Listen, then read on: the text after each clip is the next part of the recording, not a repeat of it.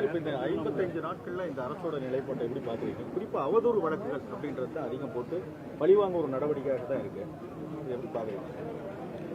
ஓ, இப்படி பாக்குறேன் நான்.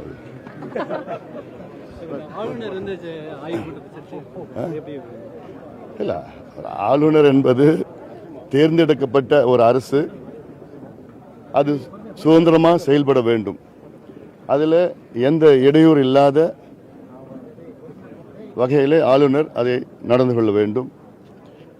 ஆளுநர் என்பது ஓவராலா ஒரு பார்வை இருக்க வேண்டும், தவிர ஒரு மைக்ரோ லெவலில் போயிட்டு ஒரு மாநிலத்தில் மைக்ரோ லெவலில் போய் ஈடுபட்டு அந்த ஆய்வுகள்லாம் நடத்துவது ஏற்புடையதல்ல.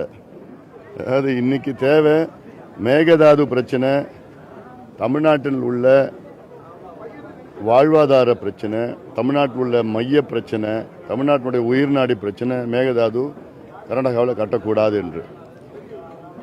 அதை தவிர்த்து வேற எந்த அரசியலிலும் மற்ற கட்சிகள் எல்லாம் இன்றைய சூழலில் ஈடுபட அவசியம் கிடையாது.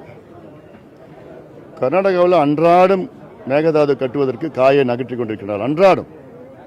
நேற்றைய முன்தினம் கர்நாடகா வனவிலங்கு வாரியம், Karnataka wild life board Mekedatu பகுதிக்கு சென்று ஆய்வுகள் நடத்திட்டு இருக்கிறாங்க.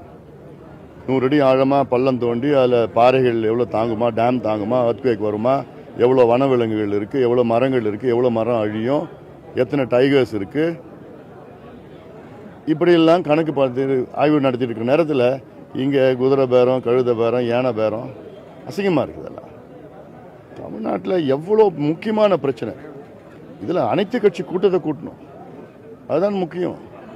மேகதாது என்பது ஏதோ கர்நாடகா நம்ம லேசுப்பட்ட மாநிலம் கிடையாது. கடந்த கால அனுபவத்தில் நமக்கு சொல்கிறோம், எதையும் மதிக்க மாட்டாங்க, சட்டத்தை மதிக்க மாட்டாங்க, நீதியை மதிக்க மாட்டாங்க, நியாயத்தை மதிக்க மாட்டாங்க. இந்தியா இறையாண்மையாக மதிக்கப்படுறதில்லை, உச்சநீதிமன்ற தீர்ப்பையும் கிடையாது மதிக்கிறது இல்லை, காவிரி நடுவர்மன்ற தீர்ப்பை மதிக்கிறதுக்கு இல்லை, எதுவும் மதிக்கிறது கிடையாது.